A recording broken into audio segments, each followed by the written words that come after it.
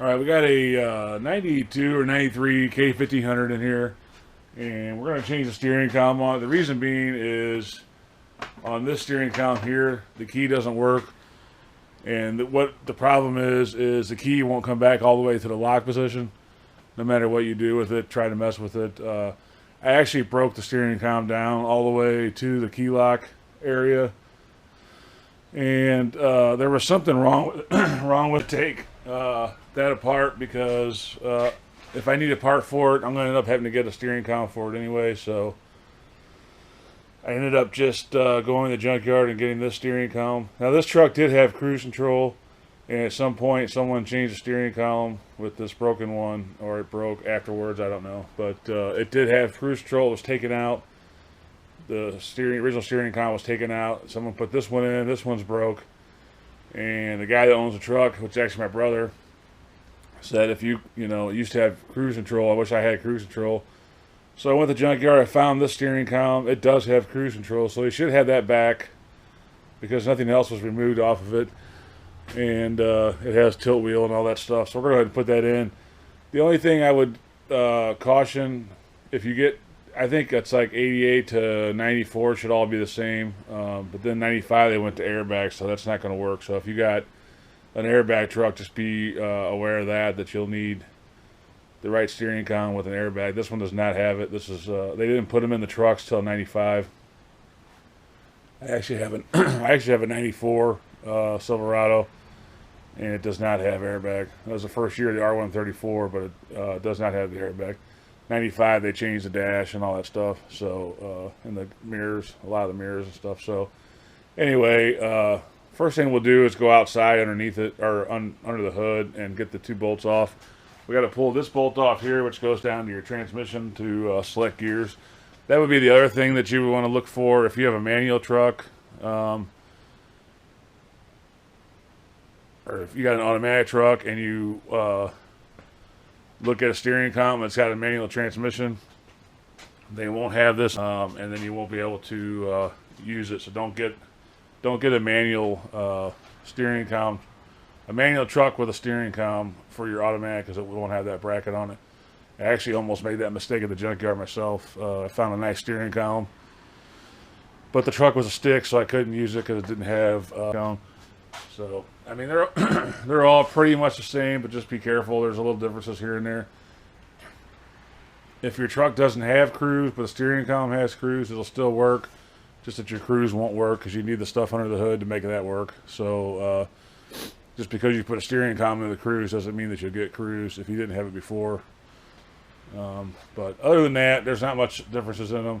I do have a new key and lock for this steering column, so I'll break that down and kind of show you what to do on that when we get it in there. So the first thing I'm going to do, just go under the hood, and then we'll go inside and start taking off what we need to on the inside. It's not too big of a job.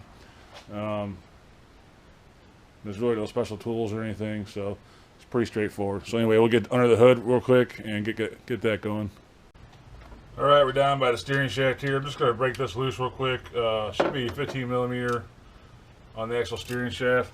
The other side of this bolt is it has like a square on it that the steering shaft holds, so you don't have to hold anything. I'm just going to loosen that up a little bit, and then hit it with the Milwaukee.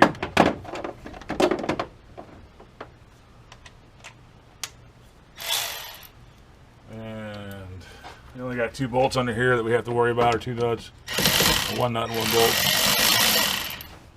And we'll try to back out, so just hold with your finger.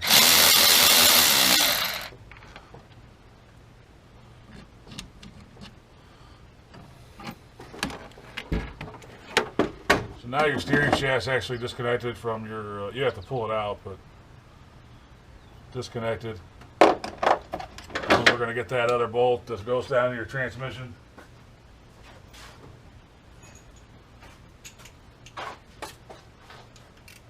That's actually your linkage that goes down to your transmission. Tells it what gear to put it in. I'm just kind of loosening it with that, then I'll hit it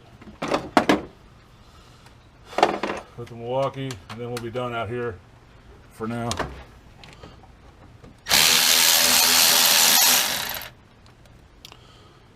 It's crazy to think thought I'd have no problem finding a steering column for this truck when I went to the junkyard. These trucks are getting old now, and I mean, a lot of them don't go to the junkyard. People hang on to them or whatever, but there's not as many in the junkyard as you used to see even like a couple years ago. Either people are keeping them and trying to do something with them, or they're just not showing up. They're starting to thin out. So I don't know. I have a 94 I've had since about 1996, and to me, I know it's not, but to me it still seems like a newer truck, even though it's 30 years old. So anyway, we'll go inside now and start taking the inside apart. All right, so we're under here now. I've already taken this panel off right here. It's got a few 7mm bolts to hold it in. You just take it off. I've been doing some work on this. This truck had a lot of wiring issues when it came to me, and I've been kind of trying to clean it up a little bit. So I've got this all kind of apart, and we're just going to go through, and you're going to disconnect about 4 or 5 different connectors on the steering column. I'll kind of show you them as I take them off, and then all we have to do then is just drop down a couple either 14mm nuts, and then you got 4 10mm nuts holding in the firewall, then you pull it out. So I'm going to go through and start taking those connectors off, and I'll show you. I mean, if I do it while we're on camera, you won't be able to see because my arms will be in the way, so I'm just going to disconnect them and kind of show you after I get done with it. Alright, so this can be the trickiest part of the job if you don't have someone that can help you kind of line this shaft back up. I went ahead and took this shaft off. I think it's a 13mm on the bottom that holds it to the steering box. And technically this should slide in up and down real easy, and they usually don't because they're, you know, it's 30-something years old, and anyway, it doesn't want to slide. So I ended up taking this one apart, putting it in the buffing wheel, and then putting a bunch of lube all over it so that this will slide up and down, because I'm by myself, so it's easier for me to make sure this slides back and forth the way it's supposed to. That way I can just get it lined up by myself, not have to have anybody help you. If you got somebody to help you that can hold this in the right spot while you put the column back in, it makes it probably easier. But these are supposed to, you know, slide in and out to make it easy to take the shaft on and off. So, like I said, I just cleaned this one up, put some lube on it, and I'm going to put it back on. So what I'm going to do now, I got the column in there, and I'm just going to put this back on, slide it down, and then get it lined up with the column, then slide it back up. And it should slide back and forth with this grease on it and make it easier to install it. Alright, once you get all the electric connectors plugged back in, you had the 4 bolts back at the firewall, those 10mm, and then 2 15s on the steering column up here. Those are all back in. All the wires are hooked back up. Like I said before, I still got to do a little work on this, so I'm just going to, for now, leave that wiring harness down and test everything before I repair a couple of wires and put it back up. So yours probably won't be this messy. Like I said before, this car had a brake controller and different radio, and someone's been in here for years messing with it, so I'm just trying to clean some of it up. So anyway, you just have the 4 10s, the 2 15s, and then your connectors, and you're good to go. So we're gonna, and then the outside you have to, you know, tighten up that 15mm on the steering shaft. So once you get that done, you're probably gonna want to put a key in it. So I'm gonna go ahead and show you how to take the steering wheel off and get down to the key part, and then we'll end this out. It's not too bad of a job. It does help to have 2 people handling the column in and out. I mean, you can do it by yourself. I do it by myself all the time, but it makes it a little bit easier. And then if your shaft is seized up, it helps take it off completely, and just make sure you know which way it's oriented when you put it back together. It's pretty obvious by the markings on the where the bolt was at and all that stuff, but if you're not real sure, just mark it which way it's oriented before you take it apart. It can only go 2 ways, but anyway, and then clean it up and lube it up, and that should help it move back and forth. And then you won't actually need 2 people to do it if that thing slides back and forth easy. So anyway, I'm going to pull the steering wheel off, and we'll get down to the column, and I'll show you how to change the key locks out so we can actually start this thing. Alright, so we have to remove the steering wheel to get down to the lock so we can change that. I already got the steering wheel puller set up. If you don't have one, you can rent one or buy them. They're pretty cheap at the auto parts store.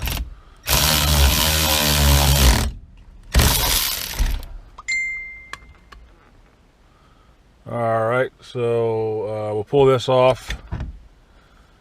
And we got to remove this plastic piece right here. It's just a little plastic piece, and then there's a special tool we had to remove this little pin in here. I'm gonna go get that set up real quick, and then I'll be right back. All right, so this is where this tool will really come in and help you big time.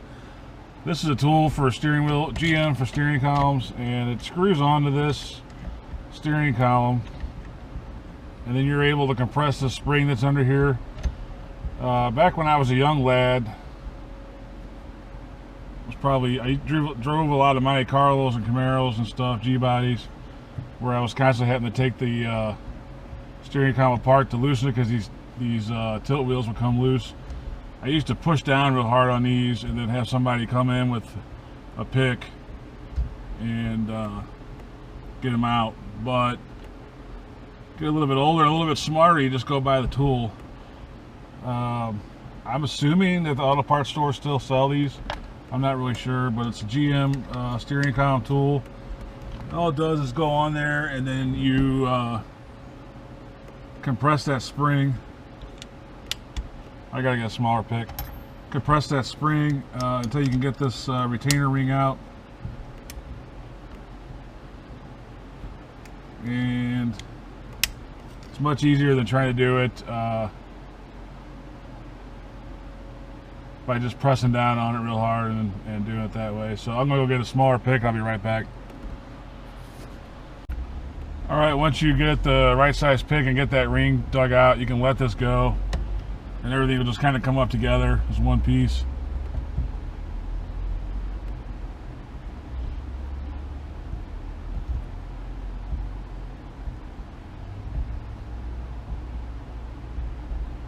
And this spring's not under a ton of pressure, so it's hard to compress, but it's not gonna fly out at you or anything like that.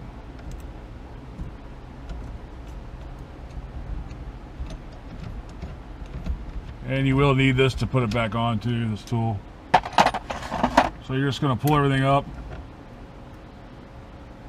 And here's that little ring that you're trying to get out to reveal so you can pull it out. That's what holds everything together. There's a spring right here. Now you're gonna have should have three, now these springs here are broken. And that's what controls when you put the blinker on, and then it automatically cancels it when you turn the wheel back. Well, they're both broken, but I think the other steering column's got good ones in there, so we'll steal those out of there. But if you see these springs laying down here like this, they're supposed to go right here, and that's what does the automatic cancel when you turn the wheel. So they're both broken on this one. I believe that the auto parts stores do sell those, but I'm pretty sure my other column has good ones in there. So we're not going to worry about it. We're just going to steal them out of there. And we're just going to, this goes down to your signal arm. Just pull that out. These are all 3 Phillips screws that come out of here. Actually, we got 4 because we got the hazard button.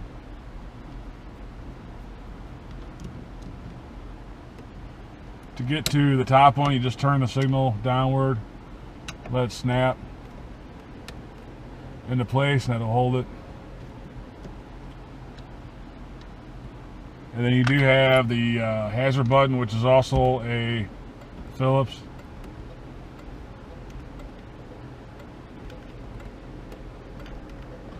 Alright, it's a little bit smaller Phillips than what I have. I'll be right back. Alright, so it's a little bit smaller screw.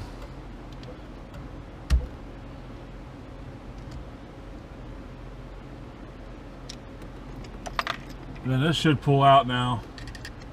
You're just going to kind of pull it up and out. The wire should have enough.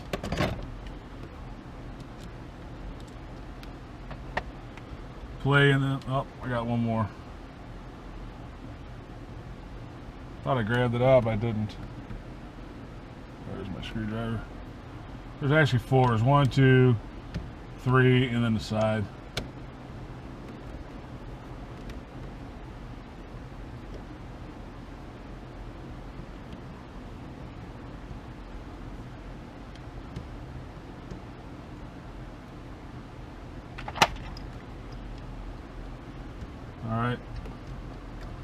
and then this should pull out. And your screws will fall out, which is fine. And then you're going to get in here and you're going to see a little tab.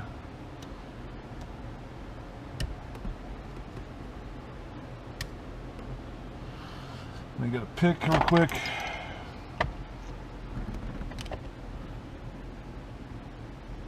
Everything is constantly falling.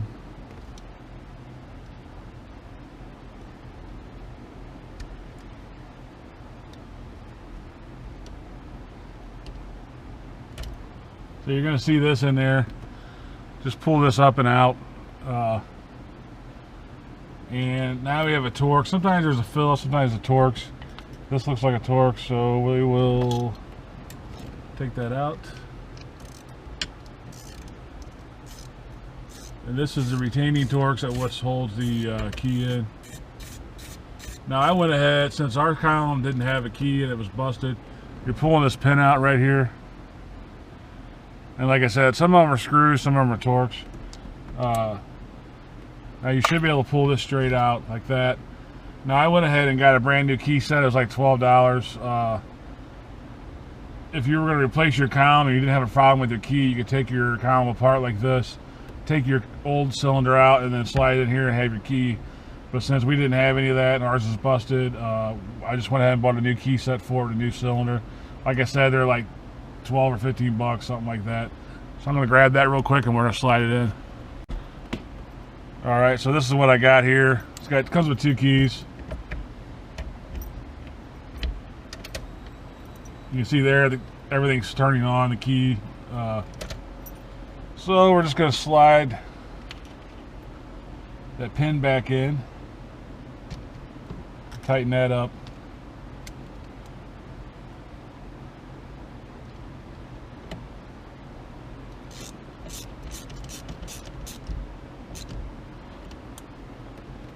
Then you're going to slide in this back where you got it.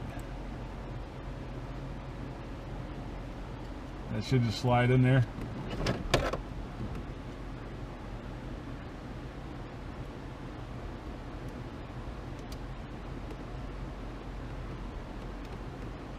Alright.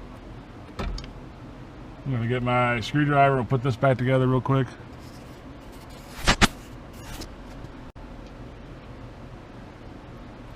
Alright, so I got all 3 of those screws in there. I'm just going to go ahead and put this hazard back on. And then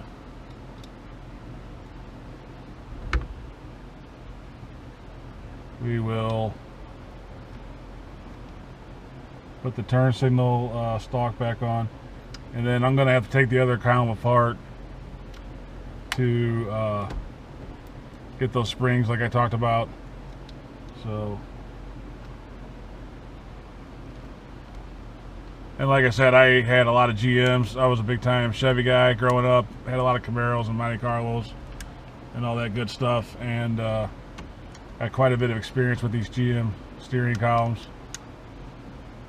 And if you have a tilt and it's loose,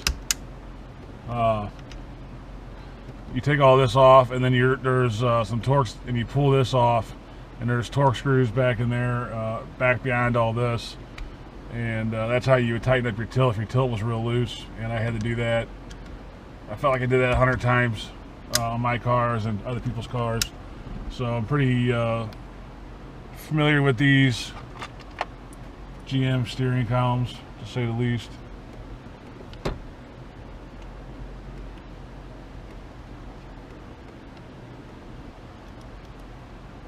On this rod, you just make sure it's slid back into the arm.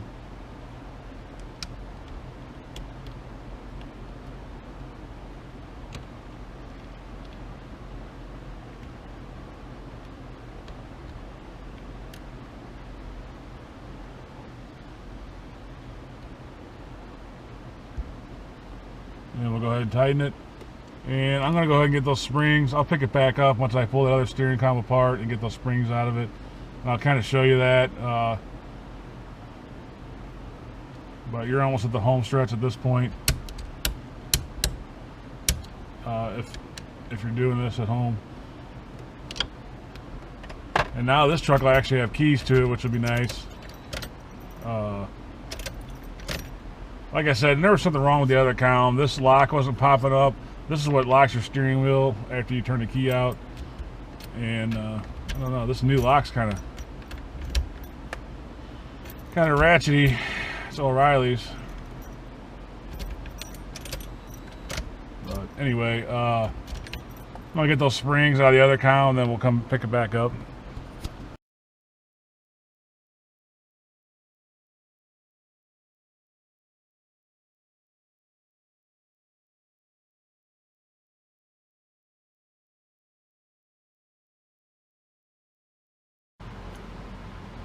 Alright, so once you get all that back together, you just put your plate back on. Use that special tool, compress it down until you can see that ridge. Push that pin or that round clip all the way down until it locks in, and then you're ready to go. Put your plastic piece over it and your steering wheel back on. If you have a horn button, which they all do, but we're missing it on this one, you plug it in right here on the side and then plug it into your steering wheel. We'll have to get one for them later on this one, and then you're good to go. So that's pretty much what you need to do to take a steering wheel in and out on this year Silverados or K1500s, and to change the lock. So anyway, thanks for watching. As always, God bless.